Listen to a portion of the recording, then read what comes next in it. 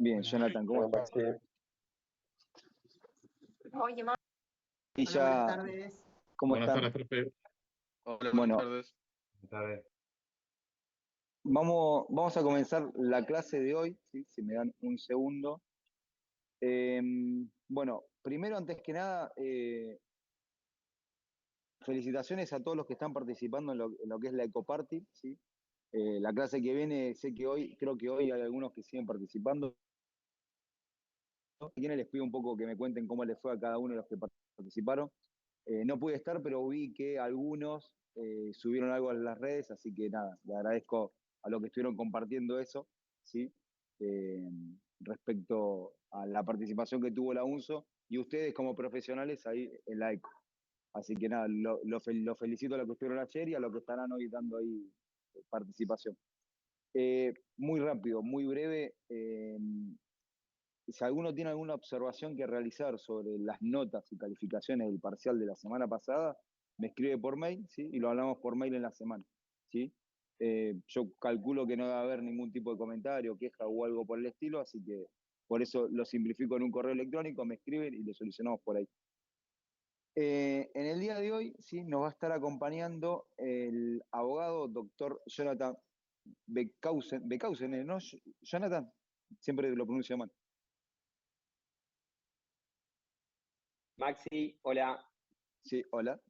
¿cómo estás? Ben Bien. Sousanes. Es un poco complicado, Basonson, pero sí, perdón. ahí Sí, está. siempre Tranqui, te tranqui. pronuncio mal. No pasa nada. Bueno, les presento, él es el doctor abogado especializado en Derecho Penal y Derecho Penal Económico de la Universidad de Buenos Aires, de la UBA, magíster en Derecho Penal por la Universidad de Pompeu Fraga de Barcelona, tiene certificaciones de compliance por la Asociación Argentina Ética y Compliance, certificación internacional de investigación de fraude en criptomonedas. Trabajó en la Cámara de Casación y Corte Suprema de Justicia de Nación, entre otras dependencias de la justicia local, también federal. Se desempeñó como abogado querellante en la Unidad de Información Financiera de la UIF, ¿sí? Y actualmente es socio compliance Pymes, ¿sí? Legal Compliance Advisor de Satoshi Tango, ¿sí? Y de diferentes empresas de la industria cripto. Además de todo eso, ¿sí? Es una excelente persona y un gran amigo mío, así que nada, Jonathan, la verdad que te agradezco el tiempo que te tomaste para estar hoy y dar la clase vos. Eh, yo, para que, más allá de que ya te lo había contado, te pongo un poco de contexto. Los chicos están en el cuarto año de una licenciatura en ciberseguridad. Esta es una materia de fraude y protección de datos personales, ¿sí? Van a venir distintas figuras del ambiente cripto y del ambiente de compliance y del ambiente de lavado de activos, ¿sí? Y la idea es que vos a ellos le cuentes, ¿sí? Lo que es el mundo compliance. Ten en cuenta que acá tenés eh, alumnos que ya son abogados, otros que están estudiando otra materia, otros que son técnicos, otros que no saben absolutamente nada de derecho y que cuesta un montón. Así que está bueno que vos les difundas ese miedo, ¿sí? Y que los confundas desde el lado penal como suelen hacer los abogados. Bueno, no, gracias Maxi, a vos por la convocatoria. Siempre que me invitás a algún lugar para charlar o para estar presente, siempre la respuesta es positiva porque son espacios súper, nada, que nos nutren a todos y está bueno estar presente, así que bueno, un gusto estar en esta universidad, dando estas clases. Y como decías, la idea de la convocatoria de hoy es comentarles eh, de qué se trata el compliance, que es un término en inglés, en español lo podríamos llamar cumplimiento normativo. Es muy amplio, la verdad, ya el mismo término es súper amplio. Vamos a intentar precisarlo un poco y también comentarles cuál es la realidad práctica de esta derivación de la práctica profesional, que no solamente la ejercen los abogados, también la pueden ejercer contadores, auditores, algunos síndicos, desde qué lugar, desde el lado profesional, desde el lado público, y cuáles son las idas y vueltas que hay en el día a día. Desde ya que invito a que abran el micrófono, que interrumpan, pregunten si hay alguna experiencia práctica que tienen para comentar. Por favor, que sea lo más de ida y vuelta posible. estamos en un viernes a última hora, así que intentemos hacerlo didáctico para que la pasemos bien todos en este rato que tenemos. ¿Llegan a compartir, llegan a ver bien la pantalla? Estoy compartiendo, ¿se ve bien Sí, ahí? sí, se Se ve. ve, Buenísimo. sí. Buenísimo. Bueno, a ver, yo lo que voy en gran medida, hablar hoy, comentar hoy, es una parte del compliance o del cumplimiento normativo, que es lo que en Argentina se le presta más atención. Pero para iniciar un poco esta introducción y para que también ustedes se vayan con una visión amplia, en el año 2017 Argentina sancionó la ley 27401, que es la ley de responsabilidad penal de las personas jurídicas, en donde nombró, bueno, taxativamente dispuso que la aplican a esa ley ciertos delitos puntuales vinculados a delitos de corrupción, a delitos de falsificación de balances, que obviamente tienen un vínculo natural con las personas jurídicas. Por eso se llama Ley Penal de Responsabilidad Penal de las Personas Jurídicas.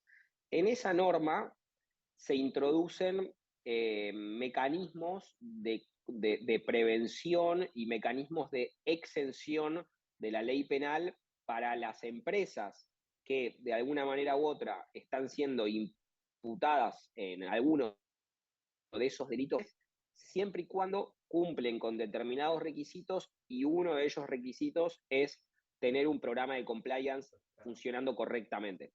Entonces, nosotros vamos a hablar durante la gran parte de la clase de hoy de una parte del compliance que no es la que acabo de decir. Yo acabo de decirles que hay una parte del compliance que está incluida en la Ley Penal de Responsabilidad de la Persona Jurídica, que está vinculada a hechos de corrupción empresarial. Sí.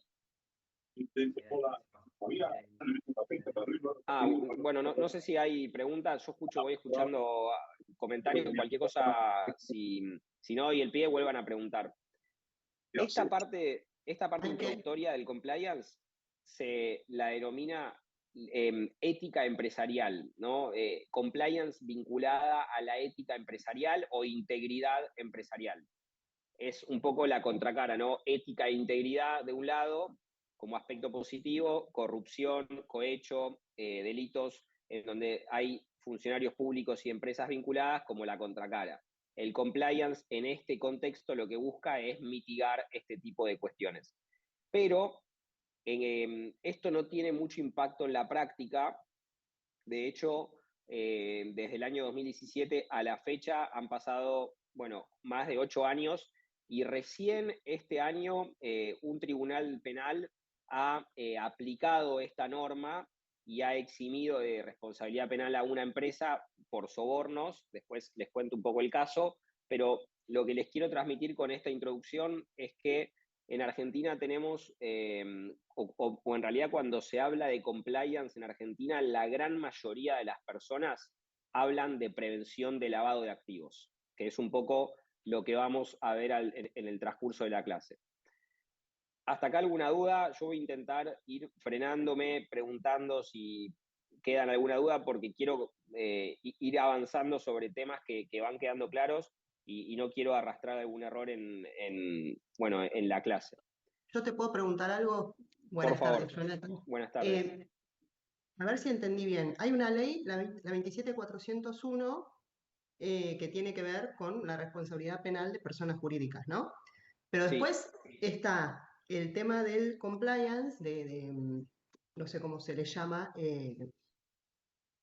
mecanismos o estándares de compliance de empresas que si los cumplen, los eximen de esa norma. Esa parte como que no me queda muy clara, perdón.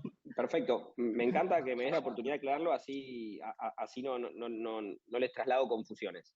Gracias. Compliance o cumplimiento normativo es, por así decirlo, el título. De ese título se van segregando distintos tipos de compliance. Uno de los, de estos aspectos de compliance se lo denomina integridad empresarial o cumplimiento de ética, de normas de ética e integridad empresarial. ¿Cuándo nace esta práctica con mayor difusión en el país a partir de la ley de responsabilidad penal de las personas jurídicas, que es la ley número 27401. En esa ley se mencionan que solamente es esa norma especial del porque no es el Código Penal, es una norma especial que va anexa al Código Penal, solamente se aplica a 5 delitos vinculados a delitos de cohecho, de corrupción, vinculados a delitos de balance falsos, pero básicamente son en este marco. Dentro de esa norma, lo que se dice es que si las empresas cumplen, entre otros requisitos, con un programa de compliance, pueden llegar a ser eximidas de la imputación penal. Yo esto se los Claro, cuento a modo introductorio sí, porque sí, no quiero que se vayan de esta clase pensando que el compliance o el cumplimiento normativo es solamente prevención de lavado de activos. Es perfecto. mucho más amplio, es A mucho mí más lo, amplio. Sí, a mí lo que me confundió es, pero ya lo explicarás después, que el juez eximió a la empresa por sobornos por, a ver, bueno, pero ya después lo no, explicarás. no, no, no, lo intentamos trabajar ahora. Perfecto. Un juez imputa a una empresa que comete algún tipo de soborno o cohecho, que es un poco el tipo penal, se lo llama cohecho, y la empresa, si tiene implementado un programa de cumplimiento, que ahora vamos a ver un poco lo que es, y aparte devuelve la plata, el provecho económico, el juez puede eximir a la empresa de la imputación penal. Ok, ¿Puedo gracias. hacer Igual una es consulta? dudoso, pero, Sí, o sea, es raro, pero está bien, gracias. ¿No? bueno, es un poco, a ver, exime a la empresa, no a veces a las personas físicas que han cometido el Ah, delito. ahora sí, Es un gracias. incentivo, sí, Ahora sí entiendo, un- gracias. No tiene que ver con la intención de las personas físicas, sino la exhibición a la exacto, empresa. Gracias. exacto. Una consulta. ¿Este cumplimiento normativo es solo referente a lo que es la ley o también es aplicable al cumplimiento normativo de las normas, como por ejemplo las normas ISO, ISO 9000, ISO 27001? ¿También No, se puede aplicar este mismo cumplimiento o es solo para las leyes de...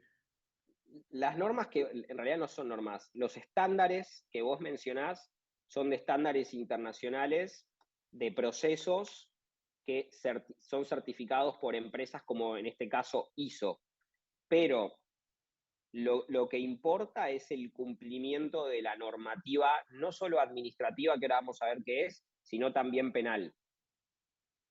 Es decir, lo que vos mencionás son estándares privados.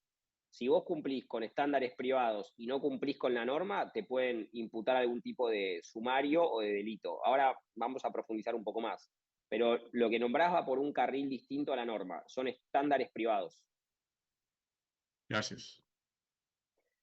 Entonces, ahora vamos a entrar en lo que es el cumplimiento normativo en el sistema de prevención de lavado de activos y financiamiento del terrorismo, que en Argentina, a esto quería llegar, es lo que en gran parte se aplica en el día a día. Lo que yo les comentaba recién de los delitos de cohecho tiene muy poca aplicación práctica y en general solamente lo aplican las empresas multinacionales. No, no son prácticas habituales que se apliquen en la economía del día a día. La prevención de lavado de activos sí. ¿Qué es en grandes rasgos el compliance? Un poco lo que estábamos diciendo, es un sistema de prevención de delito y de cumplimiento normativo. ¿Para qué sirve?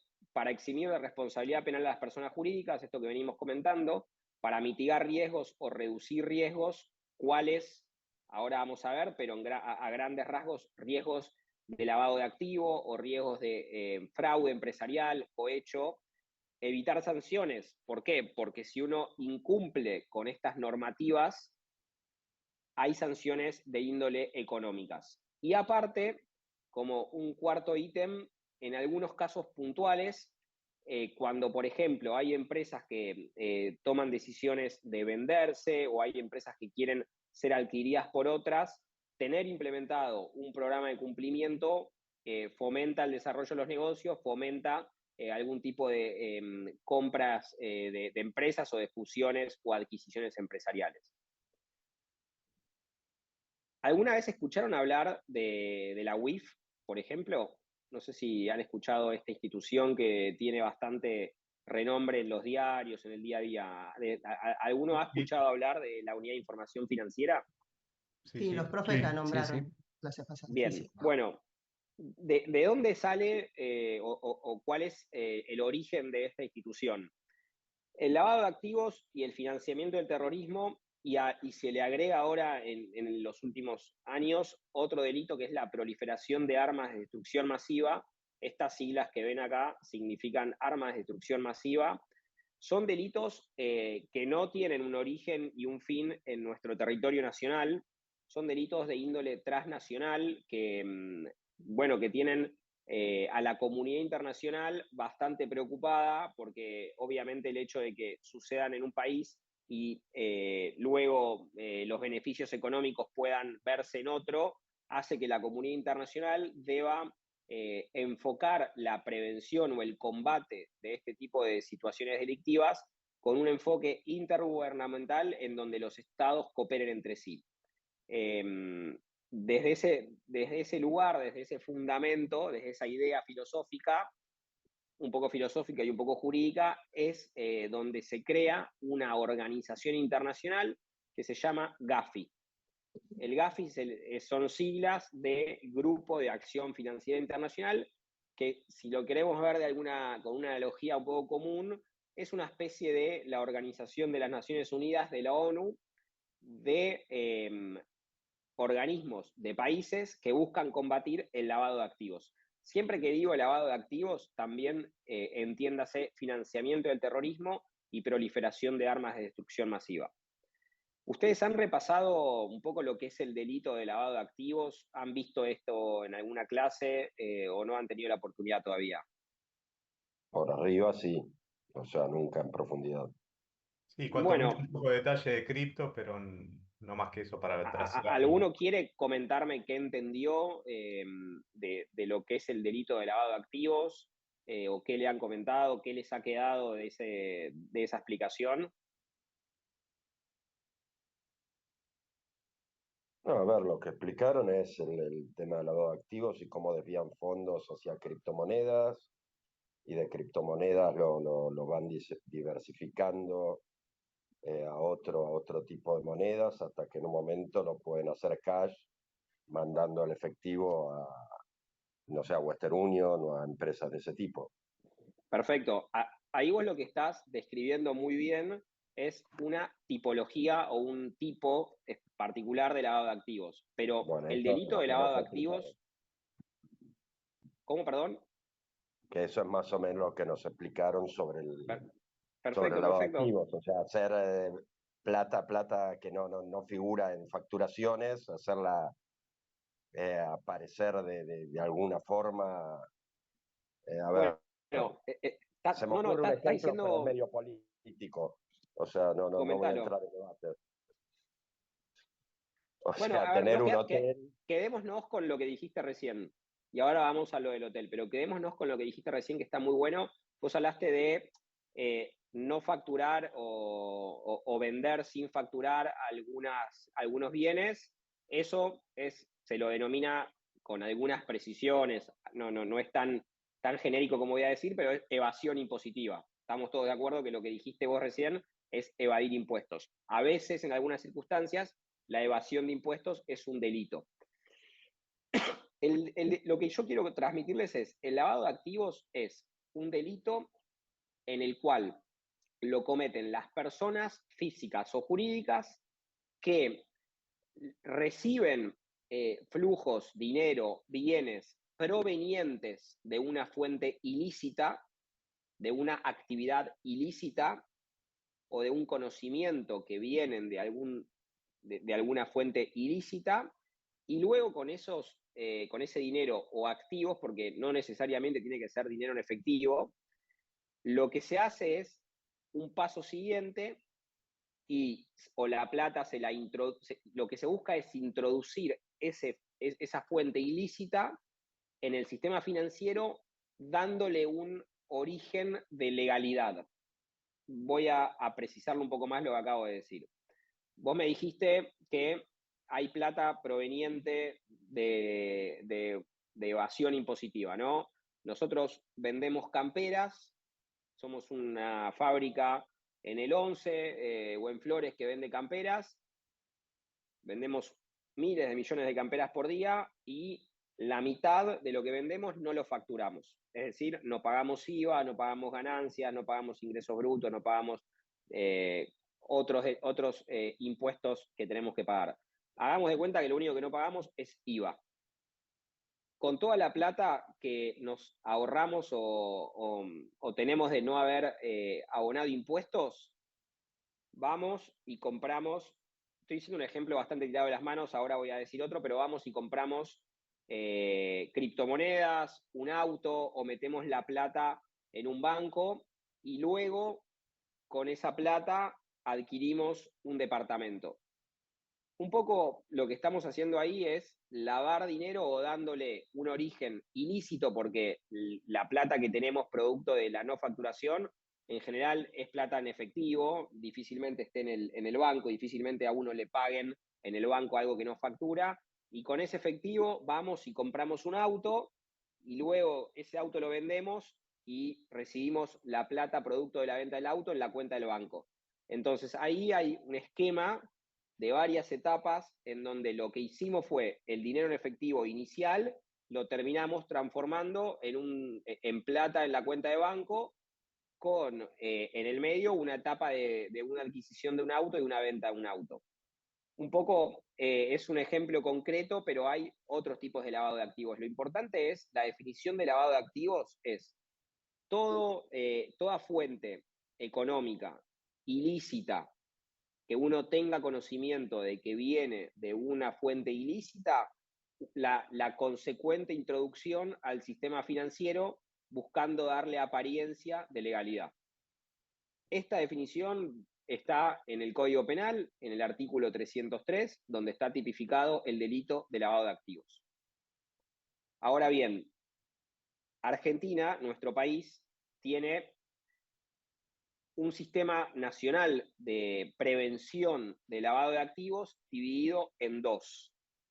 Por un lado está el sistema represivo, es decir, el sistema penal que busca reprimir estos delitos, estas conductas, como, bueno, con fiscales, con jueces, con tribunales penales, con abogados penalistas, con imputados. Todos esos son actores del sistema penal, ¿no?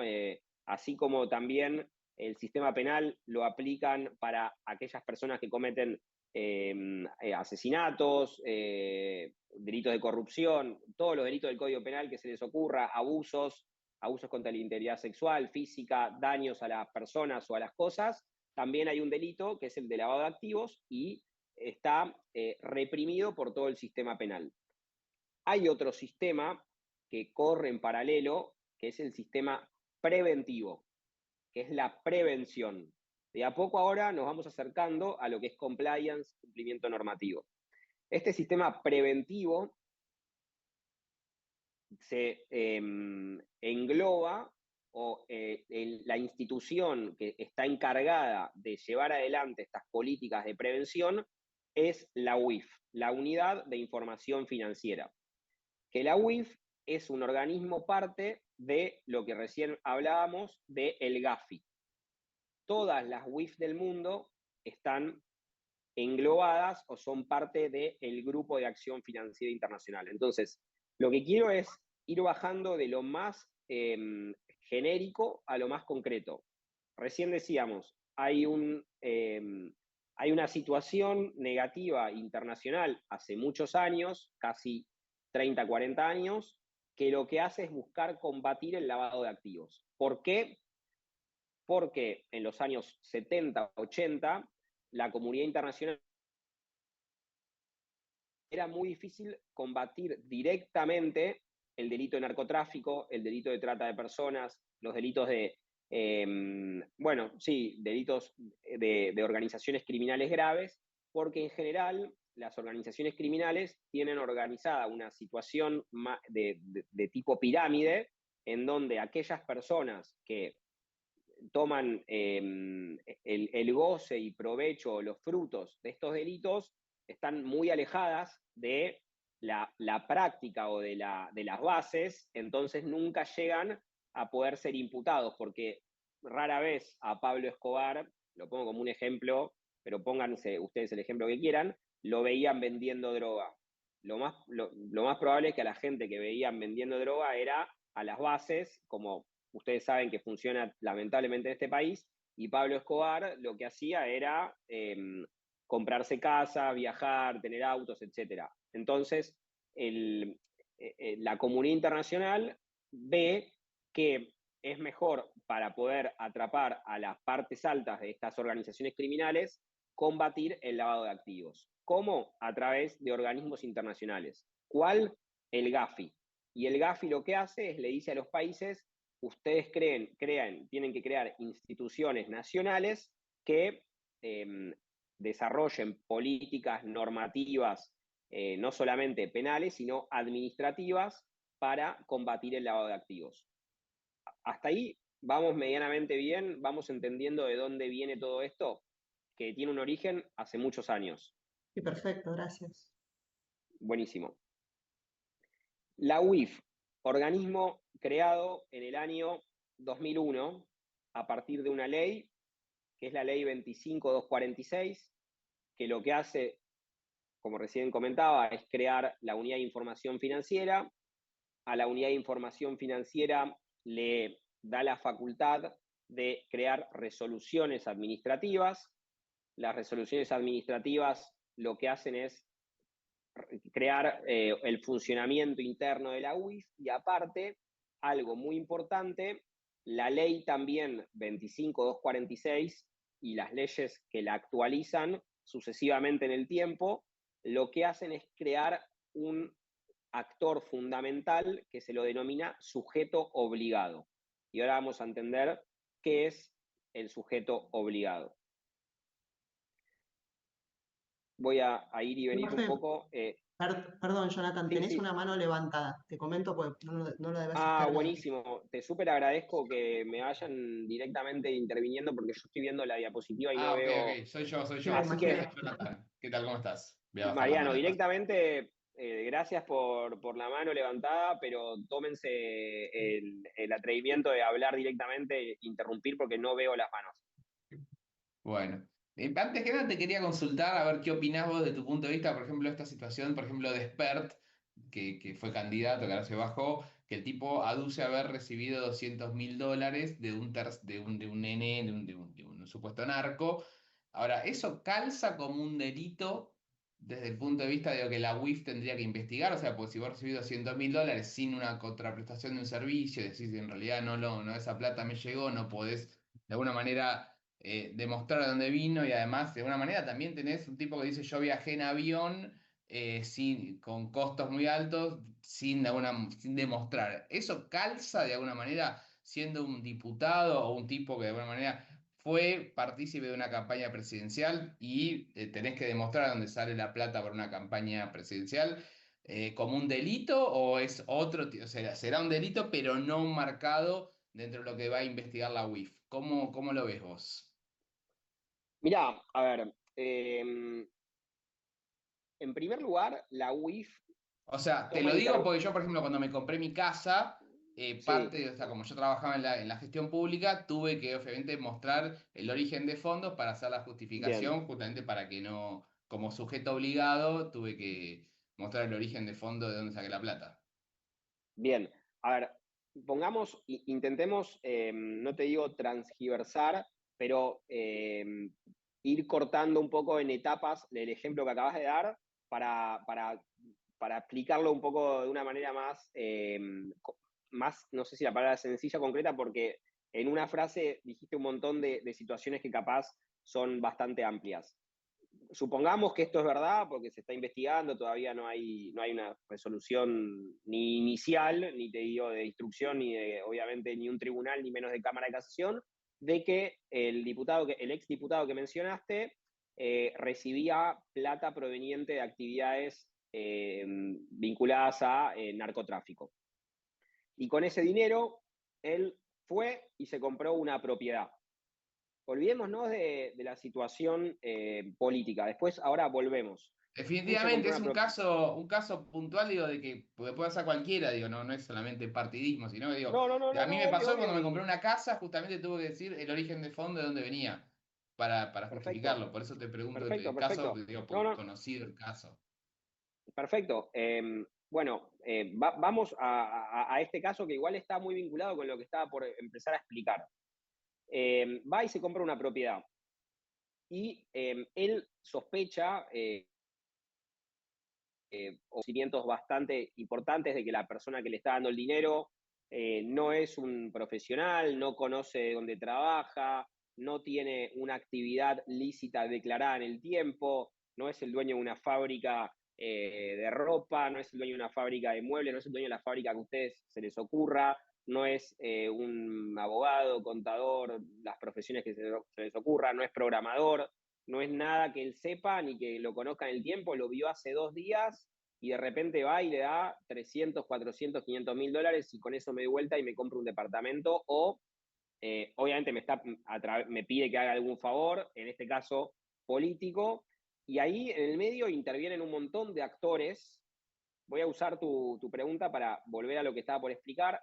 Intervienen un montón de actores del sector privado que se lo denominan sujetos obligados. ¿Ok?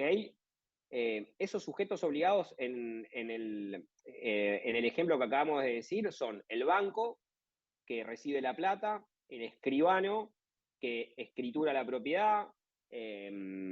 Si hubiese comprado un auto, en este caso sería la agencia que tiene la intervención en la transferencia automotor. Si hubieses comprado criptomonedas, sería el proveedor de servicios de activos virtuales.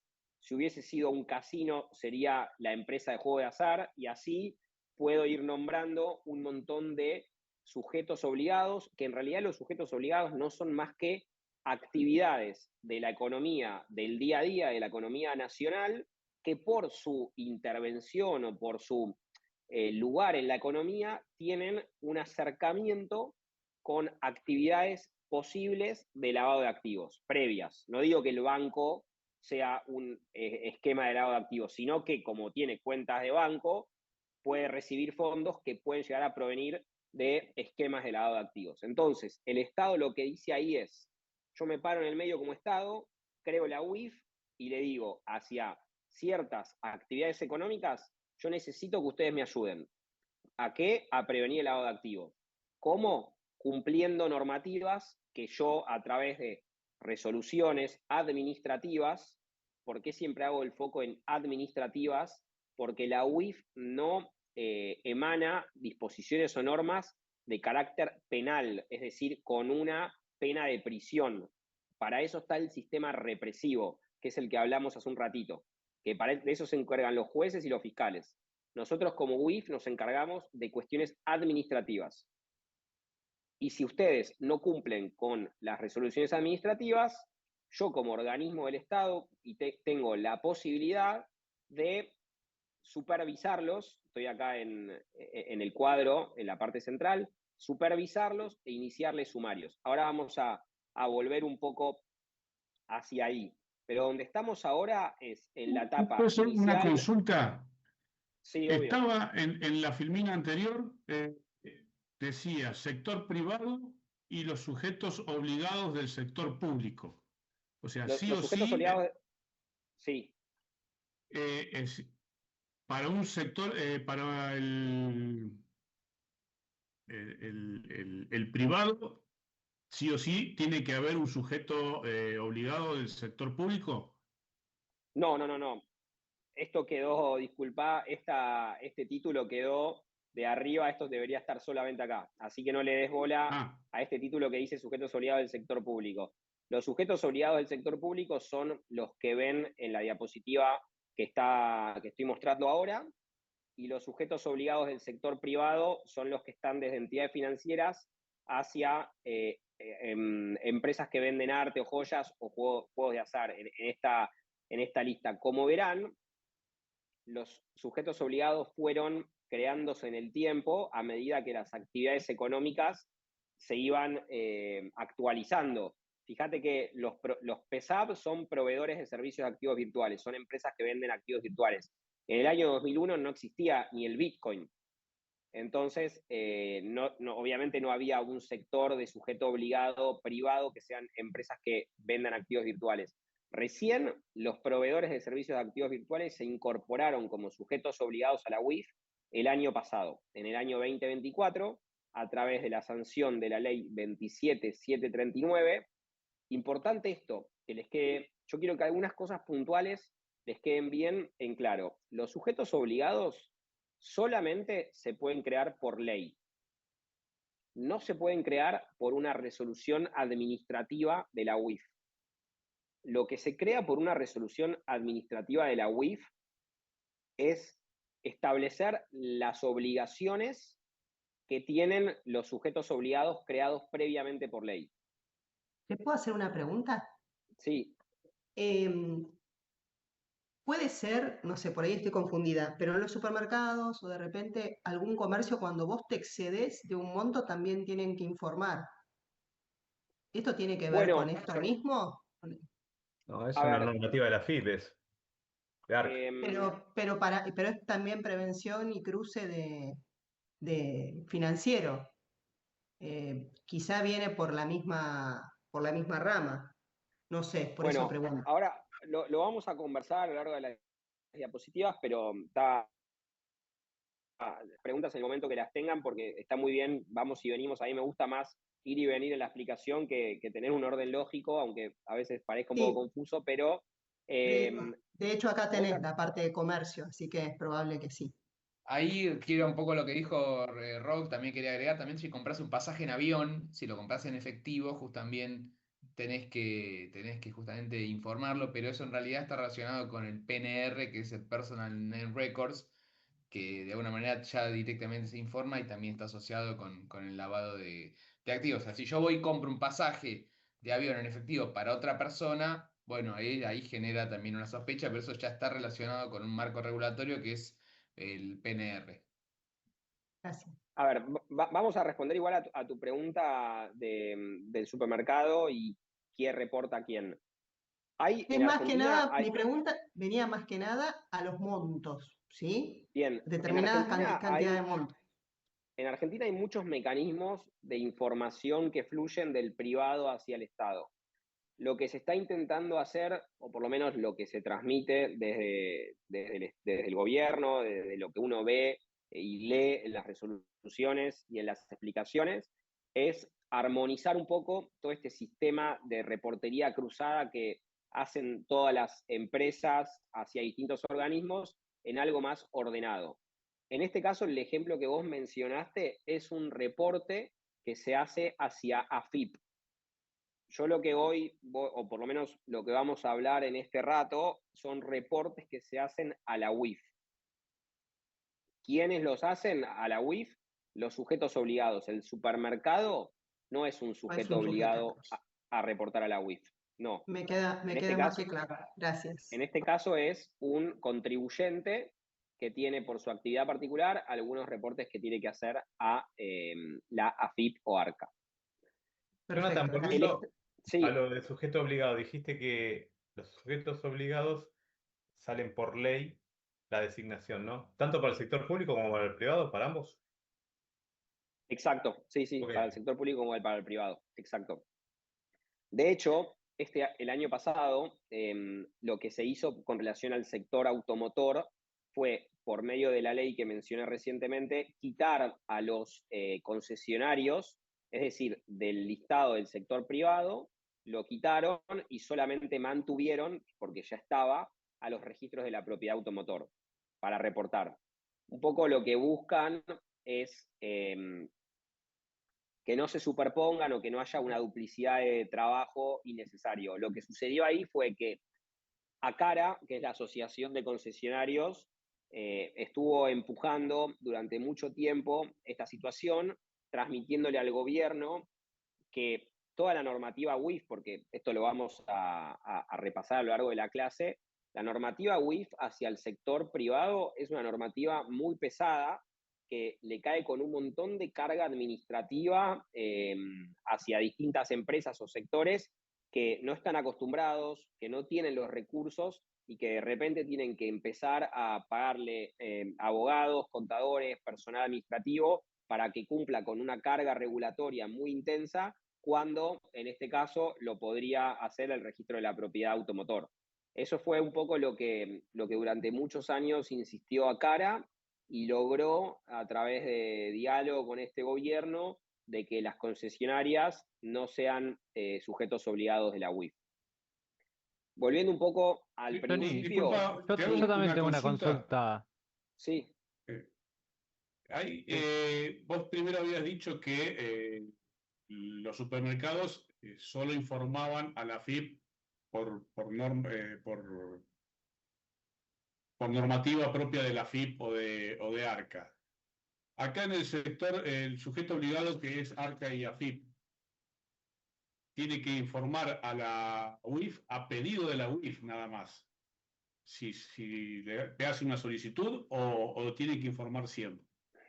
No, el sector público tiene un régimen, obviamente, de interacción con la UIF bastante particular, pero también tienen informes y obviamente tienen entre el sector público una coordinación distinta y una supervisión distinta hacia el sector privado por una cuestión natural de que pertenecen todos a un mismo ente que es el Estado. Pero también ARCA y AFIP tienen un régimen particular, una resolución particular de la UIF y una modalidad de trabajo distinta de los sujetos obligados del sector privado, pero también son sujetos obligados del sector público y eventualmente la UIF tiene las mismas facultades de supervisión y de aplicación de medidas correctivas, desde ya que no hay un sumario de UIF a la FIP. Lo que hay son mesas de colaboración. Y justamente esta información que vos mencionás, un mecanismo de que va fluyendo desde la FIP a la UIF para el tratamiento que la UIF le da, y también, obviamente, la FIP, con esta información del caso del supermercado, la FIP hace un montón de tareas internas, la FIP tiene departamentos gigantes de prevención de lavado de activos, y en algunos casos tienen sus investigaciones independientes a las de la UIF.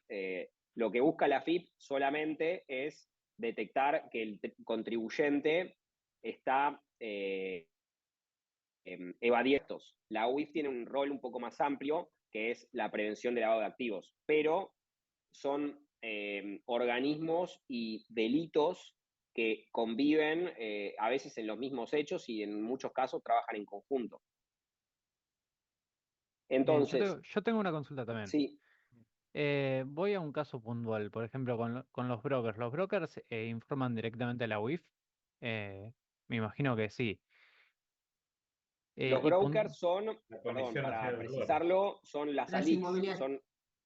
Claro, las ALEX. Las ALICs, en este caso es la CNB, Mercado de Capitales. Claro, reportan a la CNB. Y por ejemplo, para el tipo a de las operación. Dos, a la UIF y a la CNB, pero en el mercado de capitales, la CNB es el organismo que se ocupa de recibir la información, pero la CNB y la UIF son los dos organismos que regulan a los brokers. Y bien, y por ejemplo, voy a poner un caso concreto por ejemplo, bueno, viste que hasta hace, no sé, un mes y medio en las operatorias de compra y venta de dólar, si vos podías comprar y vender dólar oficial y dólar MEP tranquilamente, pero después del 26 de septiembre, si no me equivoco, habían agregado una reglamentación que si comprabas dólar oficial no podías vender en el MEP, obviamente porque en ese momento estaba más barato el dólar oficial y bueno. Y con respecto a eso, ¿cómo es o sea, el control? Es para un amigo. Em, Mirá, a ver, ahí lo que estás introduciendo en la consulta son normativas no de prevención de lavado de activos, sino normativas cambiarias de Banco Central y de CNB, en donde hasta hace un tiempito habían levantado un montón de restricciones, se los llamaba controles cruzados, ¿no? Que vos no podías comprar dólar oficial y en determinada cantidad de días no podías comprar MEP o no podías comprar contado con liquidación y oficial. Justo sucedió que hubo una cuestión puntual hace tres viernes, si mal no recuerdo, en donde muchas personas físicas, porque recuerden que el cepo no está levantado para personas jurídicas, pero muchas personas físicas hicieron el rulo que vos comentaste, y ese rulo lo que hizo fue que suba el tipo de cambio, que el Estado tenga que desprenderse de dólares para poder cumplir con la demanda, y a los 2 días o el lunes o el martes siguiente se volvieron a levantar las restricciones cruzadas. Pero lo que vos estás hablando son normativas no de UIF, sino normativas de Banco Central y de CNB que rigen la actividad puntual de los brokers. Mirá, me das el pie un poco para ir a las diapositivas siguientes. Y ahora volvemos un poco antes por si quedó alguna duda. Hay normas de la UIF que aplican a todos los sujetos obligados. Es decir, la obligación de registración de los sujetos obligados, porque vos para ser sujeto obligado de la UIF tenés que pasar por un proceso de registro, tenés que pasar por un proceso de registro online, por un proceso de envío de documentación por correo, y recién ahí hay una habilitación, un acceso a un aplicativo, a una página de internet, a un sistema, a un software, en donde uno va cargando ciertas situaciones. Después tenés, por ejemplo, no sé si saben lo que es una persona expuesta políticamente. Voy a repasar un poco las resoluciones que aplican a todos los sujetos obligados. Después tenés resoluciones aplicables a cada sector, pero lo que vos nombrás son resoluciones de la dinámica de la actividad comercial, no de prevención de lavado de activos, sino de cómo deben operar las ALICs o los brokers, que eso lo determina la CNB, y por ejemplo, cómo deben operar los bancos lo determina el Banco Central, pero esas son normativas que hacen a su actividad, no a la prevención de lavado de activos. ¿Se entiende la diferencia? Sí, sí. Y el incumplimiento tampoco radica en, o sea, alcanza lo que es la UIF. O sea, No. El incumplimiento queda exclusivamente del BCRA. siempre y cuando no, claro, del BCRA o de la CNB. Exacto. Por ejemplo, te doy un ejemplo particular, nada que ver con lo que estás comentando, pero vos sos un banco, sos una entidad financiera y tomás la decisión de prestar plata a una tasa de interés por encima de la habilitada o de las normas que yo no soy especialista en Banco Central ni en régimen bancario, pero hay normas del Banco Central que regulan la actividad de los bancos. Si vos como banco te apartás de esas normas, lo que te van a abrir es un sumario de Banco Central. Vos acá lo que ves en la diapositiva son sumarios de UIF por incumplimientos a normativas de prevención de lavado de activos, no de cómo deben trabajar en su actividad diaria. Siempre la UIF es un organismo que regulador anexo a su actividad natural. Vos tenés como sujeto obligado 2 reguladores, tu regulador natural, tu regulador natural y el regulador de prevención de lavado de activos. Por ejemplo, las empresas cripto. Las empresas cripto tienen su regulador natural, que es la CNB. Las aseguradoras. Las aseguradoras son, el regulador natural es la Superintendencia de Seguros. Y aparte, tienen que cumplir de manera anexa, paralela, con normativa y resoluciones de la UIF. Perfecto, Hasta gracias, acá, profe. ¿alguna pregunta más? Igual, Sí, te a mí me quería gustan estas preguntas porque preguntar, estamos repasando casi todo lo que están en estas diapositivas. Sí, te quería decime, te escucho. preguntar específicamente para, vos antes nombraste los juegos de azar, que me parece que es uno de los medios de lavado de activos más eficiente porque no encuentro, quisiera que me explicaras dónde está la supervisión, por ejemplo, en los casinos, porque entiendo un juego de azar online sí vos tenés que dejar tus datos y demás para poder participar, pero un casino físico entra cualquier persona y vuelca cualquier cantidad de dinero sin tener ningún registro. ¿Qué organismo es el que hace esa supervisión y cómo lo controlan? Bueno, hay una resolución que es la 43/2023, dirigida hacia los casinos físicos y online y en línea. Puntualmente, los casinos físicos tienen la obligación de cuando, esto lo dice la resolución, de cuando se paga un premio mayor, que el premio mayor es a partir de un monto determinado, pedir en caja los datos personales. Yo no soy apostador, nunca fui a un casino, no jugué, pero la norma lo que dice es que si vos a partir de un umbral solicitás, ganás, cuando vas a cobrar en caja te deberían pedir datos. Si el casino no cumple con esa dinámica, obviamente tiene algún tipo de contingencia en el marco de una multa.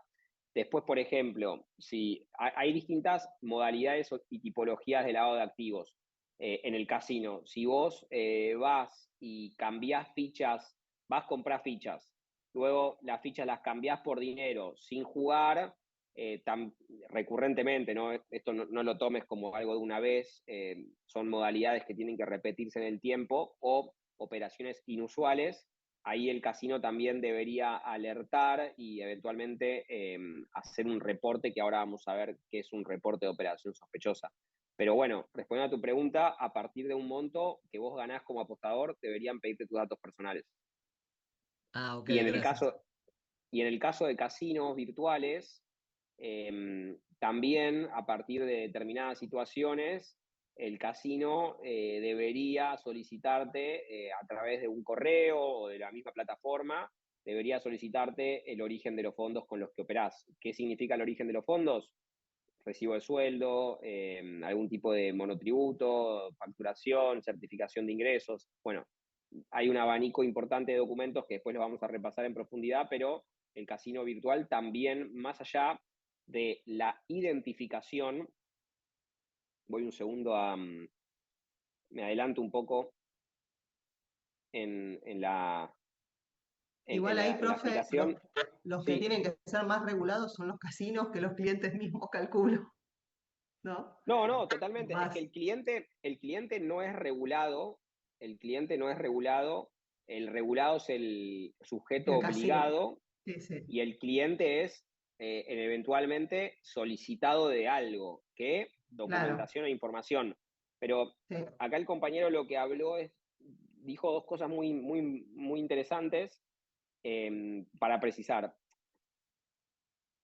Yo me adelanté un poco, vamos a llegar al tercer pilar, porque hay un pilar número 1 y número 2, pero el tercer pilar de un programa de prevención, es decir, del cumplimiento normativo, se lo denomina debida diligencia del cliente, debida diligencia del cliente. ¿Qué es la debida diligencia? Se divide en dos.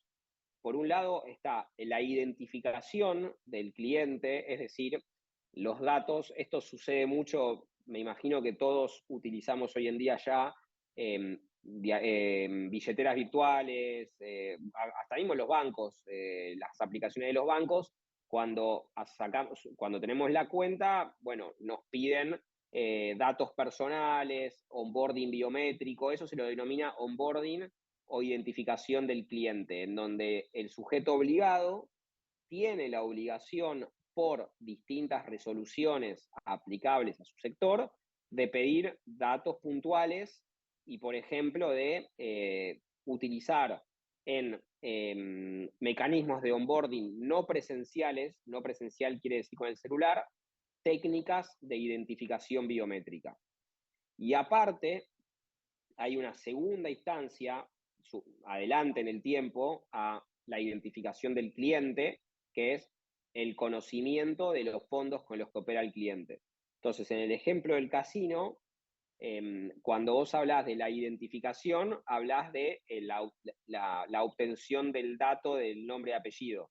Y aparte, puede ser que en algunos casos te soliciten documentación de origen de fondos. Estos son dos momentos distintos en el tiempo. Obviamente la identificación es en el momento inicial y la solicitud de origen de fondos es cuando el cliente, el usuario, el apostador ya empezó a operar en la empresa, en el banco, en la empresa cripto, en el casino, el broker, en el sujeto obligado, en resumidas cuentas. ¿Esto quedó más o menos claro? ¿Alguna duda? ¿Pregunta? Claro. Bien. Yo no sé, Maxi, cómo es la dinámica de la clase, si quieren hacer algún corte en algún momento, cómo están acostumbrados a manejar las clases. ¿O me dicen? Cuando vos quieras. Cuando vos quieras, No, pues. díganme, no sé, en general, a la hora y cuarto, no hacen. Lo que necesites vos, Jonathan, o Dale, sea, Y le da la perfecto. por nosotros seguir. garganta, profe Avanti, ¿eh? Sí, sí. Vamos entonces, avanti. Gracias. ¿Qué es un programa de... Hasta acá, un poco lo que vimos es qué es la UIF, por qué existe la UIF, quiénes son los sujetos obligados, sector público, sector privado, y ahora lo que vamos a ver es las obligaciones que tienen los sujetos obligados. Pero antes, yo quiero que quede claro que la UIF tiene un rol muy importante de supervisión, es decir, tiene facultades de supervisar, sea hay dos modalidades de supervisión. Obviamente, cuando hablo de supervisión de la UIF es hacia los sujetos obligados. Tienen una facultad de supervisión, se lo denomina extra situ o in situ. Extra situ quiere decir que te llega un correo electrónico a la casilla de correo declarada en la inscripción como sujeto obligado, en donde la UIF te solicita un montón de documentación que como sujeto obligado tenés la obligación de tener, desde, por ejemplo, el Manual de Cumplimiento de Prevención de Lavado de Activos, es un documento que me imagino que habrán escuchado en muchas oportunidades, legajos de clientes, listados de operaciones, capacitaciones obligatorias que tiene que tener el personal de la empresa, aparte de alguna otra documentación, estatuto, bueno, balances, etc. Jonathan, Y consulta. La sí, columna de sujetos obligados del sector público y el rol de supervisión sí. y el rol regulado, ¿no hay una correlación entre la entidad y cada No, uno, no, no, no? no, no. No, Ah, no, ok, no. ok, ok. O El sea, todos sujeto, aplican a los todo. sujetos son, exacto, los sujetos Ok, obligados ok. del sector público son el listado que está debajo y el rol de supervisión es, dentro del rol de supervisión que tiene la UIF, cuáles son las obligaciones o qué ítems o titulares están dentro del rol de supervisión. Voy desgranando uno por uno. La UIF te puede supervisar de manera por extra situ, significa por correo, o sea, por fuera de tu domicilio, o in situ. In situ van a tus oficinas y te piden lo mismo que te piden por correo, pero en persona. Viene un oficial de la UIF con su computadora, se sienta, te pide toda la documentación, te toca la puerta, como a veces capaz están más acostumbrados a escuchar que puede ir la FIP a pedir la nómina de personal y ahí detectan si hay personal en blanco o regularizado o no. Bueno, la UIF tiene una facultad parecida. El deber de colaboración, más que un deber, es una obligación. Los sujetos obligados no pueden negarse a esta supervisión, tienen la obligación de prestar colaboración. En el caso que no presten colaboración, en el caso que no presten colaboración, pueden llegar a ser denunciados más allá de otros delitos por el delito de desobediencia. La supervisión no, o sea, la supervisión no es discrecional, ni aleatoria, ni un día el área de supervisión de la UIF se levantó y dijo voy a inspeccionar a las empresas cripto, voy a inspeccionar a las empresas brokers o a los bancos, sino que a principio de año, o en realidad a fin del año anterior, hay un dictamen en donde por una cuestión de riesgos de sectores, la UIF toma la decisión de supervisar determinados sectores que piensa que en el año próximo o el año en curso son más o tienen un riesgo puntual de lavado de activos. ¿Cuál hoy en día, como un ejemplo concreto, es un sector bastante supervisado por el riesgo natural? El sector cripto. La UIF está supervisando un montón de empresas de la industria cripto porque este año determinó que tiene que enfocar sus esfuerzos, que los esfuerzos obviamente siempre son limitados, en sectores que considera que son más riesgosos que otros. Régimen penal administrativo de la UIF, yo les hablé de que la UIF no tiene un régimen de penas privativas de la libertad. Es decir, no hay una condena o en el marco de un sumario nunca la UIF va a decir que una persona puede ser privada de su libertad, pero por el carácter económico importante de las multas, la doctrina y la jurisprudencia le agrega esta palabra al régimen administrativo y se dice que el régimen de la UIF es un régimen penal administrativo que debe tener... Perdón, Marco, no sé si... tenés... Sí. Había como una laguna. Agarró, la levantó a esa. Y ya Bueno, yo sigo hablando, no pasa nada. Marcos. No, profe, usted lo ve y listo. Levantó esto también. Lo que pasa que... Ahí está. No tengo... A ver si Marcos puedo, no sé si tengo... Creo que no tengo las facultades para me parece que no hay ningún Marcos igual. Maxi, por ahí lo puedes silenciar. Sí, yo digo, ya que estaba, viste, está a otro lado. No, yo no. Yo no puedo. ¿Le pagás? Y el host, Por eso suma que eso le ambiente pagaste. 3, 1. Sí, yo no puedo mutear a nadie. Maxi A ver, está. pasa que no quiero mutear a todos. Ahí está. Ahí está, perfecto. Bueno, se lo dice régimen penal administrativo porque por su carácter de la consecuencia a este régimen administrativo se lo debe dotar de los mismos derechos que puede llegar a tener un imputado. ¿Qué derechos son? Verse asesorado por un abogado en el marco de un sumario que tenga la posibilidad de dar explicaciones, de aportar pruebas. Ese sumario lo evalúa el área encargada de la UIF y eventualmente el presidente de la Unidad de Información Financiera, asesorado, más que asesorado, aconsejado por el organismo de por el área de sumarios, impone una multa de carácter económico. Y esta multa de carácter económico puede verse apelada, el derecho a un juzgador imparcial es frente al fuero contencioso administrativo federal. El mismo fuero que trata las multas de Banco Central y SNB es el mismo fuero que trata las multas de la UIF. Para poder recurrir al fuero contencioso administrativo federal, la norma indica que previo a ese recurso hay que pagar el sumario, hay que pagar la multa. Es un poco particular esta dinámica, pero así lo indica la normativa. El rol del regulado, ¿no? Siempre tengan este juego de supervisión y regulado. Le aplican obviamente el regulado, ¿quién es? Los sujetos obligados del sector público y del sector privado. Le aplican todas las resoluciones de la UIF. Perdón, acá está mal escrito. Uno de las obligaciones principales es la registración ante la UIF, la implementación de todo esto que estamos hablando, de los pilares que vamos a hablar a continuación, la designación de un oficial de cumplimiento, la debida diligencia de los clientes, monitoreo de las operaciones y reportes. ¿Qué es el monitoreo de las operaciones? Recién, por ejemplo, hablamos un poco del ejemplo del broker o de cuando no me acuerdo a qué compañero contó que en el marco de una actividad que tenía le pidieron desde un banco, de un broker, solicitud de origen de fondos. Esa tarea es en el marco de las tareas de monitoreo y control que hacen los sujetos obligados hacia los clientes. Y por último, los reportes obligatorios, reporte de operación sospechosa y en algunos casos, no en todos, reportes mensuales que básicamente es información que tiene que trasladarle el sujeto obligado de las operaciones y de los clientes hacia la UIF.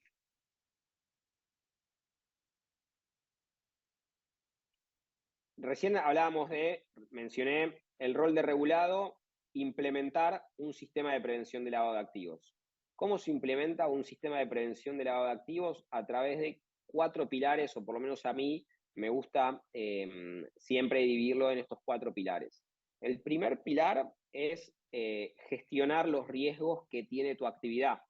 ¿Cómo se gestionan los riesgos? Con 2 herramientas. Una es una matriz de riesgo, es decir, a través de un Excel bastante automatizado, se incluyen distintos factores obligatorios que determina la norma, que son los clientes, canales de distribución, productos y servicios y zonas geográficas. ¿Qué significa esto? Que no es lo mismo una entidad que tiene clientes, personas físicas, que los canales de distribución son presenciales y no digitales, que su producto únicamente es la posibilidad de recibir dinero en un banco versus, esto estoy contrastando el producto como algo más riesgoso, producto de recepción de dinero en efectivo, como también una zona geográfica que sea la capital federal o una empresa que opere en la triple frontera o en la hidrovía o en Santa Fe. Yo esto no lo estoy diciendo como que a mí, Jonathan, se me ocurrió prejuzgar triple frontera o Santa Fe o hidrovía. La misma UIF determina que hay zonas geográficas dentro del país que son más riesgosas que otras.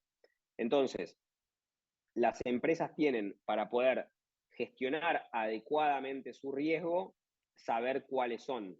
¿Y cómo lo saben? Porque tienen la obligación de hacer una matriz exponiendo quiénes son sus clientes, por dónde distribuyen sus productos, cuáles son sus productos y en qué zonas geográficas operan. ¿Alguna vez se han encontrado con una matriz de riesgo? ¿Me recordás que es FP y FT? LA me imagino Sí, que claro.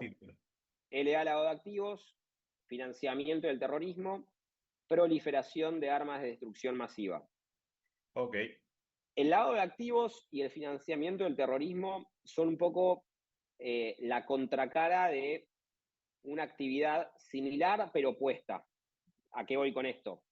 El lavado de activos lo que busca es introducir fondos ilícitos en la industria lícita o darle apariencia de legalidad. El financiamiento del terrorismo es justamente lo contrario, es desde la apariencia lícita o desde desde los fondos legales, bancarios, ya introducidos en el sistema financiero legal, quitarlos y financiar actividades terroristas. Es un poco una actividad que es en espejo. Imagínate una organización terrorista que tiene, o en realidad más que una organización terrorista, personas que tienen actividades lícitas que lo que buscan es financiar actividades terroristas, lo que hacen es que quieren quitar del banco, a través de, por ejemplo, dinero en efectivo para financiar actividades de origen terrorista. Un poco por eso se persigue todo junto, ¿no? Porque son delitos que operan medio en espejo. Y la proliferación de armas de destrucción masiva tiene un vínculo natural con actividades terroristas. En general, se habla mucho más de lavado de activos porque lo otro es un tanto más específico y, por suerte, no tan habitual. Pero la UIF lo que hace es perseguir todos los delitos de la misma manera. ¿Alguna vez han tenido la oportunidad de ver una matriz de riesgo? ¿Han trabajado con alguna herramienta como con la que recién vimos? ¿O es algo bastante nuevo en cuanto a la parte, al conocimiento de este tipo de herramientas?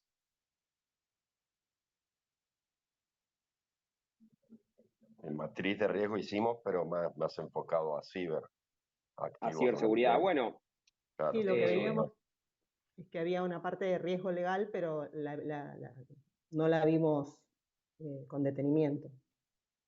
Bueno, a ver, la matriz de riesgo... que estás diciendo que corresponde a según dónde estás y dónde vivís, es la del seguro del coche, que según dónde estás y dónde vivís y en qué zona estás, tiene una probabilidad de riesgo media, baja, alta, que te lo van marcando.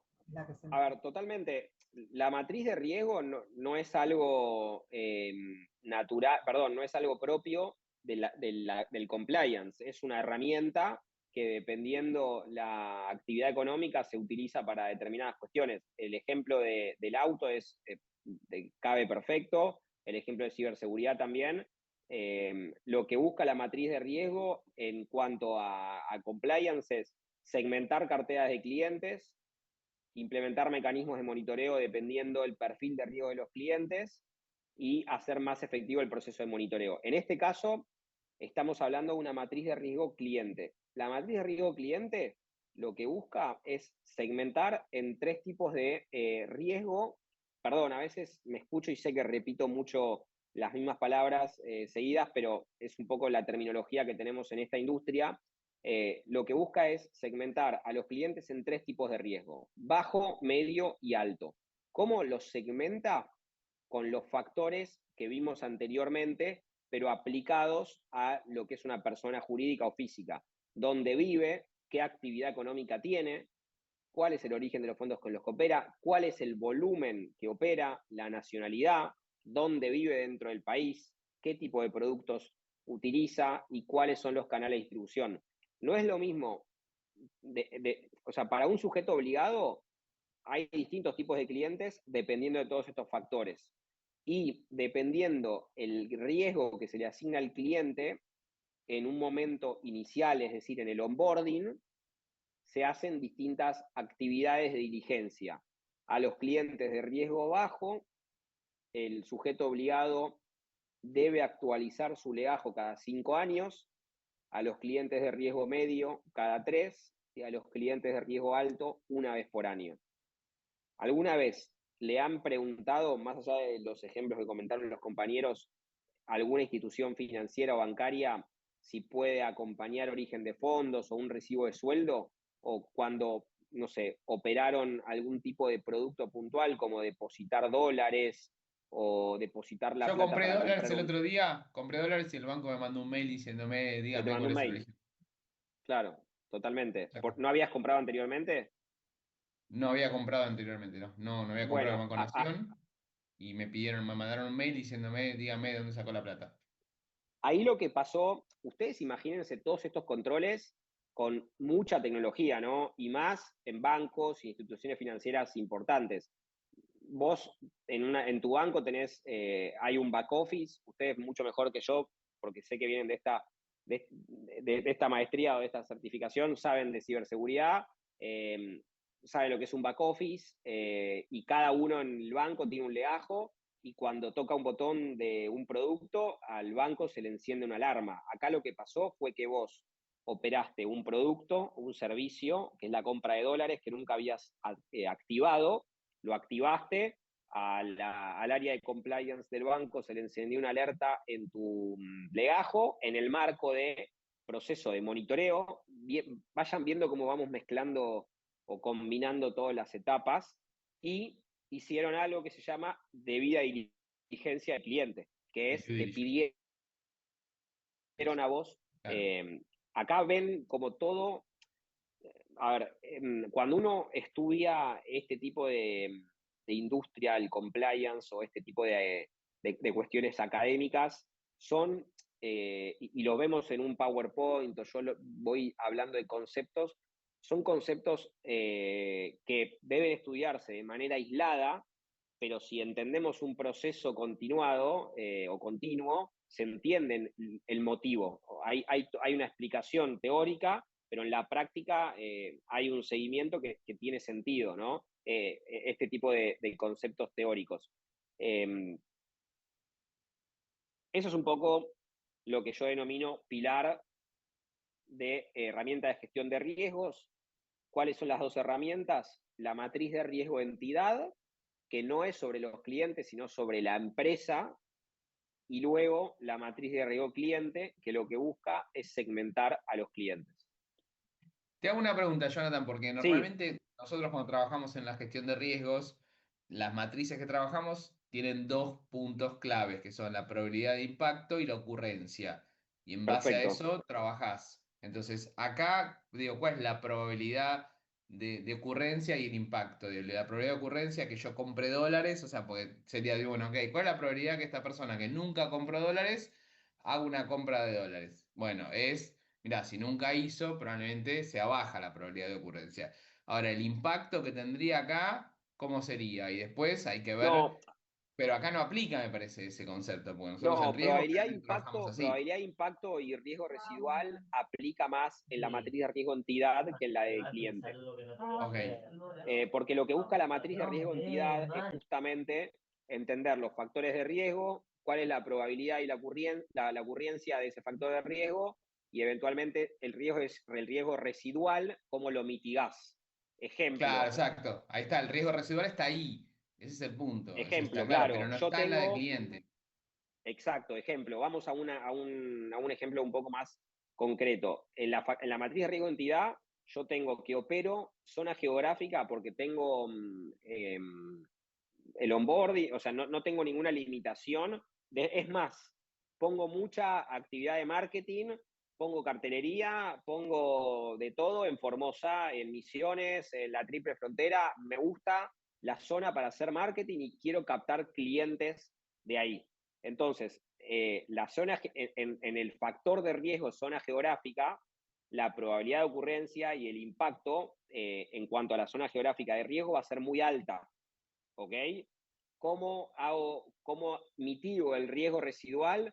Bueno, en lugar de que mi departamento de compliance, que tenemos 40 personas, 38 estén trabajando para el sector Cava, le voy a poner, te estoy diciendo un ejemplo, recontra tirado de los pelos, pero 39 analistas que se dediquen a analizar los usuarios de la Triple Frontera. Ese es un poco lo que busca la matriz de riesgo con los conceptos que vos decís. La matriz de riesgo cliente no busca, no busca el riesgo residual ni cómo se mitiga, sino segmentar la cartera de clientes. Lo que busca la matriz de riesgo es que a vos se te asigne un riesgo bajo, medio o alto. Ahora cuando vayamos al break, vuelvo y les muestro un ejemplo de una matriz de riesgo cliente. Es como un scoring. Exacto, busca un scoring. Luego vamos al segundo pilar, que es, yo lo denomino cumplimiento. ¿Puede ser que haya gente esperando para ingresar? Están saliendo de la ECO y están queriendo ingresar al Zoom. A ver, yo no sé cómo admitir, porque no tengo ese perfil. El profe Maxi debe estar por ahí. Ahora tiene escribo. Que admitir él. Sí. Bueno, hagamos una cosa. Hagamos un break ahora. Le escribo a Maxi que hay gente que quiere ingresar y retomamos. ¿Les parece? Perfecto, Bueno, gracias. gracias. ¿Les parece bien, Sony, 25 o 10 minutos? Ok. 35 Perfecto. volvemos. Dale, genial.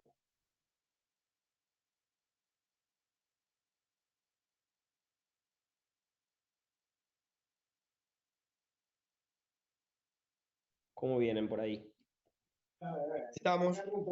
Estamos. Aquí estamos. Bueno, nos habíamos quedado un poco en el segundo pilar, pilar de cumplimiento. ¿Qué significa esto? Todas las políticas que venimos conversando, desde ya que son políticas que tienen que implementarse, estructurarse desde el órgano de administración de la empresa, board, directorio, como ustedes quieran llamarlo, y el board y el directorio o el órgano de administración de la empresa designa un oficial de cumplimiento o compliance officer, que es un rol muy importante, básicamente porque es la persona designada dentro de la empresa para llevar adelante todas las políticas y los mecanismos de control que hay que implementar. Algo muy importante es que esta designación del oficial de cumplimiento, en muchos casos, en muchas ocasiones, se piensa que el hecho de designar a alguien es básicamente como una especie de traspaso de responsabilidad y de que cualquier tipo de problema que pueda suceder en la organización, en el sujeto obligado, el oficial de cumplimiento, el compliance officer, va a ser el hilo por donde se corte, ¿no? O el chivo expiatorio. Pero en realidad está mal este pensamiento porque el órgano de administración, es decir, los socios de la compañía, tienen siempre un deber de control y un mecanismo que no pueden transferir de responsabilidad. Siempre va a haber una responsabilidad compartida entre los socios y el oficial de cumplimiento. De hecho, en el marco de un sumario, eventualmente, que se le imponga al sujeto obligado, la multa va, por un lado, hacia el órgano de administración, hacia los socios, y por otro lado va hacia el oficial de cumplimiento. En algunos casos, dependiendo la magnitud de la empresa o del sujeto obligado, hay un comité que lo integran distintas personas para poder evaluar, debatir algunos casos de clientes, problemas, situaciones. Dependiendo también la organización, puede haber por debajo del oficial de cumplimiento un manager y obviamente equipos de soporte que son quienes realmente llevan adelante las tareas de control diario. Es muy importante entender que cuando un sujeto obligado tiene una determinada cantidad de clientes en escala, es decir, miles de clientes, las tareas de control deben ser realmente delegadas hacia personas que tengan idoneidad y tengan mecanismos y herramientas para poder llevar adelante el control. Es imposible cumplir con una adecuada prevención de lavado de activos si uno tiene miles de usuarios y no tiene desarrollo, software, programas, controles hoy en día de tecnología, porque básicamente es un cumplimiento imposible de llevar adelante de manera manual. Hay sujetos obligados que tienen, menos clientes, menos operaciones, menos escala, que sí los controles o las áreas de soporte pueden ser más pequeñas, controles manuales. En algunos casos, si me voy un poco hacia adelante, las tareas de monitoreo, ahora vamos, las tareas de monitoreo pueden ser con directamente software que en tiempo real tienen integradas las operaciones y los flujos, las transferencias, y en algunos casos las tareas de monitoreo pueden no ser un sistema integral, sino puede haber un Excel en donde uno manualmente va volcando la información y ese Excel va determinando algunos cursos de acción a tomar. Pero es importante que se sepa que la UIF, en el marco de una supervisión, puede decir que el sistema de monitoreo no es adecuado para la escala y la cantidad de usuarios y volumen de operaciones que se tiene. ¿Alguna vez han trabajado en tareas de monitoreo, más allá de estas preguntas que le han hecho, pero desde el lado del sujeto obligado, han visto este tipo de trabajo en la práctica o es algo que nunca han tenido oportunidad de visualizar? No, yo no. No, a ver, yo te soy sincero, estoy tratando de encontrarle más allá de que, bueno, un fraude entra dentro de la ciberseguridad, estoy tratando de encontrarle en qué se aplica esto a la ciberseguridad. O sea, porque no estoy terminando de entender un poco el giro. Buena pregunta. A ver, y me voy un poco de esta cuestión que estamos viendo y voy a la práctica. ¿Por qué voy a esta diapositiva? Porque en los últimos 2-3 años la actividad comercial del día a día nos hizo a todos los ciudadanos operar y tener billeteras virtuales. Cuentas como Mercado Pago, Ualá, Prex, cuentas digitales en bancos y a su vez también empresas de proveedoras de servicios de activos virtuales. Yo sé que en el curso lo vieron y que a veces se pone mucho el foco en temas de cripto.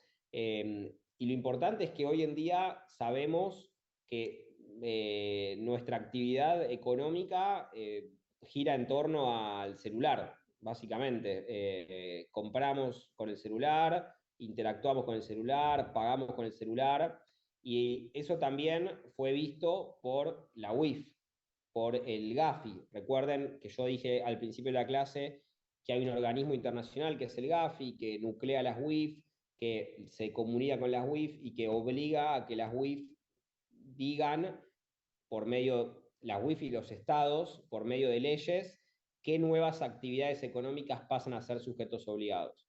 Entonces, nuestra forma de interactuar con la economía, al ser básicamente exclusivamente por el celular, hizo que las billeteras virtuales y los proveedores de servicios de activos virtuales sean sujetos obligados de la UIF y tengan que cumplir con determinados requisitos de ciberseguridad en, por ejemplo, las técnicas de identificación y onboarding de los clientes. Una de esas técnicas es la identificación biométrica y, por ejemplo, implementación de segundos factores de seguridad para justamente prevenir lo que es el fraude o el phishing o las formas de estafas modernas, que es básicamente la quita de fondos de nuestros dispositivos celulares, de nuestras cuentas bancarias, a través de, bueno, manipulación o incluso... Sí, sí mismo, a ver, también el resguardo de los datos personales, o sea, todos los datos biométricos que estamos entregando. Totalmente. Por eso, pero todo el principio es lo que me mareó porque, o sea, lo veo como estamos hablando de empresas y lo estoy viendo como de otro área que le competiría a una empresa, no tanto a ciberseguridad, por eso, o sea, ahora que empezamos a hablar quizás de esto, sí se puede vincular un poco más. A ver, claro, ¿cuál es? Profe, en Sí. verdad esto lo que está buscando son células de crimen organizado, haciendo este Bueno, tipo a de ver, crimen monitoreo, ¿no? organizado y en algunos casos un poco más rústico, no tan organizado. Hoy en día en Argentina hay mecanismos de fraude, de suplantación de identidad, que no hace falta que sean muy organizados. Pero yo lo que quise hacer, o por lo menos Maxi me invitó a esta clase, para que ustedes tengan una visión muy desde arriba, bien desde el principio de lo que es un sujeto obligado y lo que tiene que cumplir un sujeto obligado, y en particular, ¿qué sujetos obligados? Bueno, obviamente no vamos a hablar capaz de empresas que venden automóviles para el agro. Estamos hablando de empresas que son billeteras virtuales y empresas que son exchange cripto, ¿no? Pero yo les mostré un panorama y cuál es el fundamento y el origen del cumplimiento que tienen que tener estas industrias en particular hacia la UIF. ¿Y por qué motivo? Porque el fraude y la quita de fondos de nuestros dispositivos móviles son fondos que pueden ser pasibles de lavado de activos. Entonces, ustedes como técnicos o como entendidos en ciberseguridad van a trabajar muy codo a codo con este tipo de industrias, porque estas industrias recientes tienen que cumplir con un montón de normativas dirigidas a prevenir el fraude y la quita de fondos, ¿no? Hoy en día, no sé si alguno trabaja en una PCP, ¿saben lo que es una PCP? Un proveedor de servicio de pago del Banco Central. Son básicamente las billeteras virtuales. ¿Alguno trabaja en alguna PCP? Las PCPs, como les decía, son billeteras virtuales que tienen licencias frente al Banco Central. El Banco Central actualmente está trabajando en exigencias en materia de ciberseguridad y que no todas las PCP puedan continuar operando, sino implementan mecanismos robustos de onboarding, como lo estamos llamando, mecanismos robustos de cuando hay, por ejemplo, un cambio de dispositivo. ¿Saben lo que es una cuenta mula? ¿Han trabajado con este concepto? Nos explicaron los profes sobre cuentas mula. Sí, cuentas mulas, sí. Bueno, la cuenta mula, ¿cómo se intenta mitigar el flagelo de cuenta mula? Uno de los mecanismos o de las técnicas de mitigación de este tipo de problema es que cuando haya una obligación de una identificación biométrica nueva. Es decir, la persona que le vendió las credenciales a otra se supone que por cómo se da la dinámica, no están en la misma ubicación física. Entonces, el que adquiere las credenciales va a querer entrar a la cuenta de la cuenta mula, pero si hay un mecanismo de obligación de técnicas de identificación biométrica, no va a poder, porque obviamente la persona que vendió las credenciales no está en el mismo lugar.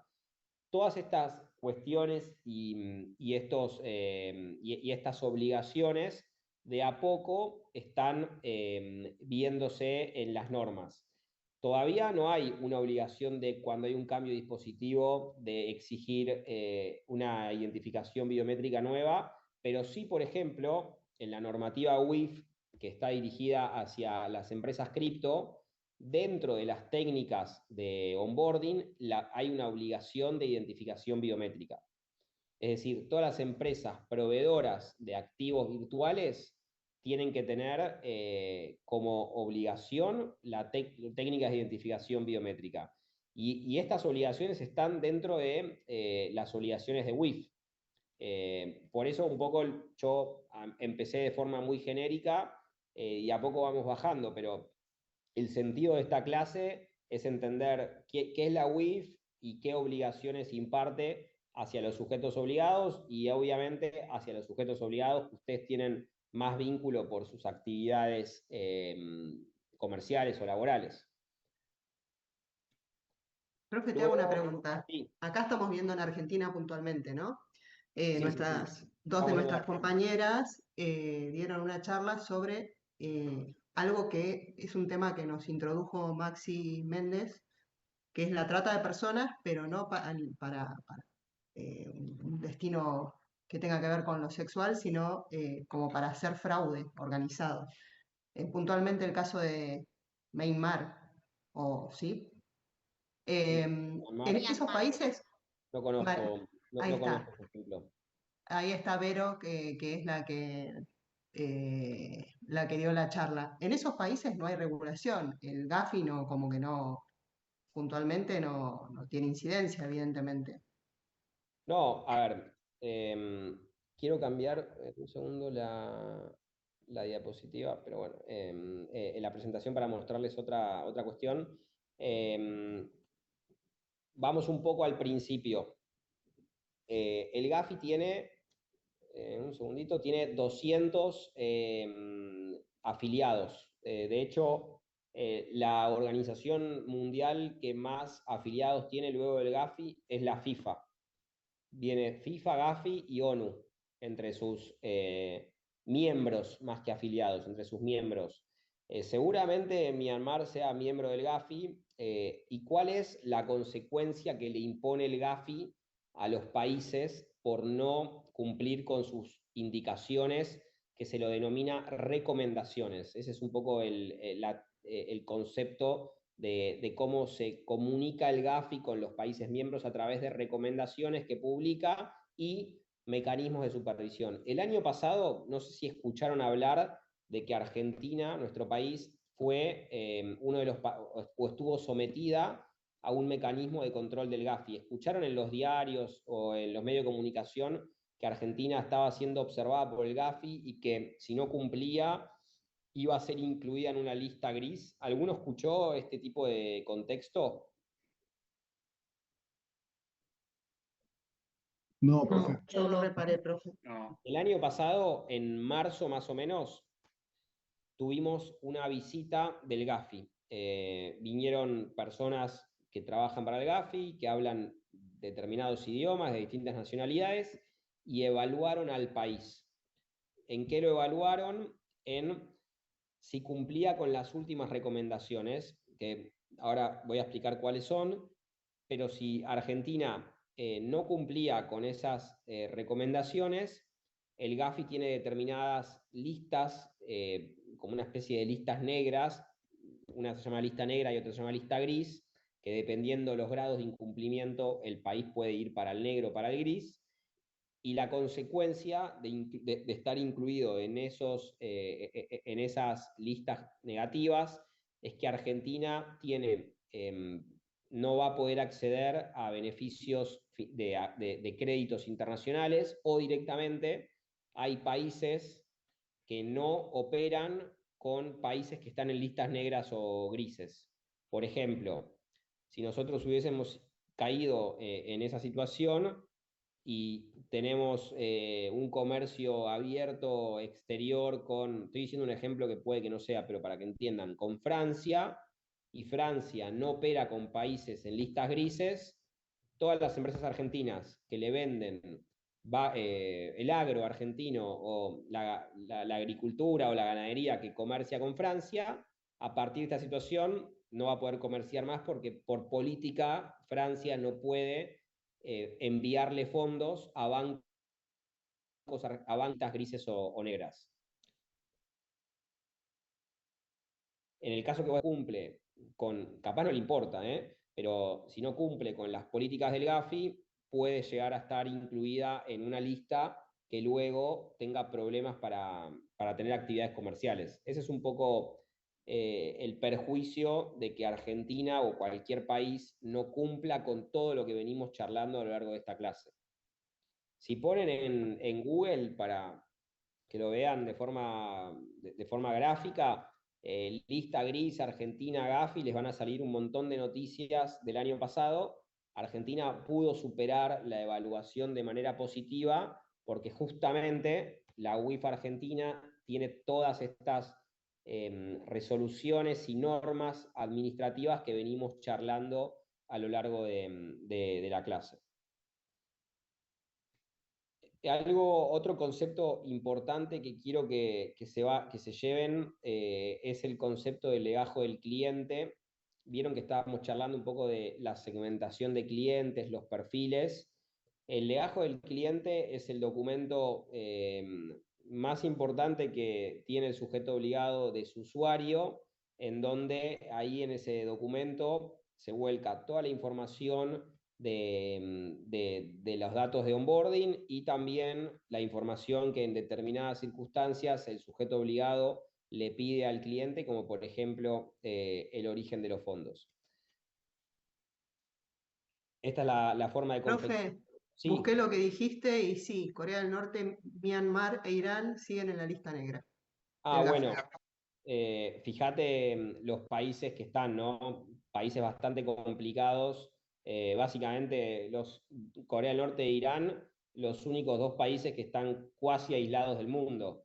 Entonces, por eso es importante que Argentina cumpla justamente con estas normativas, porque hay un paso intermedio. Si buscas lista gris, tenés un listado un poco más amplio y Argentina tuvo un riesgo importante de caer ahí. Déjenme que les quiero buscar algo antes de avanzar. Un segundito. Acá. Volviendo a las situaciones de ciberseguridad. En el marco de las tareas de onboarding, muchas veces hay algo que hacen las empresas que se llama fraud check o chequeos de antifraude. Esto está vinculado con temas de ciberseguridad, en donde se chequean o se observan todas estas variables, ¿no? Que, por ejemplo, los mails de onboarding no sean mails que se repiten en otros usuarios, que el domicilio tenga una vinculación con el DNI. En algunos casos, obviamente, puede suceder que no, porque se desactualiza, que las IP asociadas a el onboarding no sean compartidas con otros usuarios en el mismo tiempo, que los documentos que se utilizan para el onboarding no sean documentos fraguados, adulterados. ¿Esto cómo se controla? Con chequeos que se hacen con RENAPER. ¿Saben lo que es una API? ¿Han escuchado, me imagino que sí, hablar de este concepto? Sí, sí. Bueno, todos estos chequeos, yo lo aprendí en el último tiempo, la verdad que no conocía y me impactó mucho, capaz para ustedes sea algo rutinario, pero yo que vengo del lado de la abogacía, me impactó mucho cómo las empresas y los sistemas tienen conexiones automáticas en tiempo real. Las empresas que estamos haciendo un poco el foco, que son las empresas cripto y las empresas, las billeteras virtuales, tienen incorporadas proveedores que están integrados por API con las bases de RENAPER, para que justamente RENAPER nos diga si hay un DNI adulterado, si hay un DNI antiguo que no es de la última versión, y obviamente chequear la biometría de la persona con la base de datos de RENAPER. Para acceder a RENAPER hay un trabajo muy importante que hay que hacer. RENAPER no le abre, obviamente, sus APIs ni sus datos a cualquiera. Son empresas muy puntuales que tienen sistemas de ciberseguridad muy importantes y que pueden acceder justamente a los datos de RENAPER. Luego, ¿qué hacen esas empresas? Se dan vuelta y le venden sus servicios a todas estas billeteras virtuales y empresas cripto que están obligadas a incorporar técnicas de verificación biométrica. Por ejemplo, los casinos que los vimos anteriormente, los casinos virtuales, en el onboarding no tienen hoy en día la obligación de obligar al usuario a que haga biometría. Directamente tiene que poner los datos de su DNI. Y eso está bastante cuestionado. Hay muchos diputados que están buscando que, por medio de proyectos de ley, que las empresas de juego de azar tengan la obligación de exigir biometría, porque justamente también para poder reducir la problemática de juego infantil, ¿qué pasa? Los chicos se dan el de alta con los datos de adultos y después en cambio, si el día de mañana, por medio de la norma WIF y de la norma hacia los casinos virtuales se obliga las técnicas de identificación biométrica, bueno, esta situación va a mitigarse. Hay proyectos de diputados, si los buscan, van a haber un montón. Así que bueno, a ver, yo tenía previsto un poco hasta esta hora dar la clase. Sé que Maxi me dijo que se podía extender un poco más. Estoy abierto a preguntas. Me gustó un poco la última pregunta de qué tiene que ver, a qué se vincula con ciberseguridad y por qué hoy estamos hablando de esto. La idea no era marearlos ni confundirlos, sino traerles un poco los fundamentos y cómo funciona un organismo nuevo que es la UIF, que me imagino que lo escuchan a diario y muchas veces no se sabe qué es ni qué hace. Un poco era esto, ¿no? Un repaso de que la UIF se dirige hacia determinadas actividades comerciales de la economía argentina, que son sujetos obligados. Los sujetos obligados tienen que cumplir con las normas que imparte la UIF, normas dirigidas hacia, bueno, en general, hacia este tipo de situaciones, ¿no? Onboarding, monitoreo, control de origen de fondos. Estas políticas internas las tiene que llevar adelante los socios y el oficial de cumplimiento. En algunos sectores que tienen una escala importante, por su naturaleza, tienen que verse acompañadas de tecnología, de proveedores, de desarrollos, situaciones que son costosas, no en general en muchos casos son difíciles de afrontar.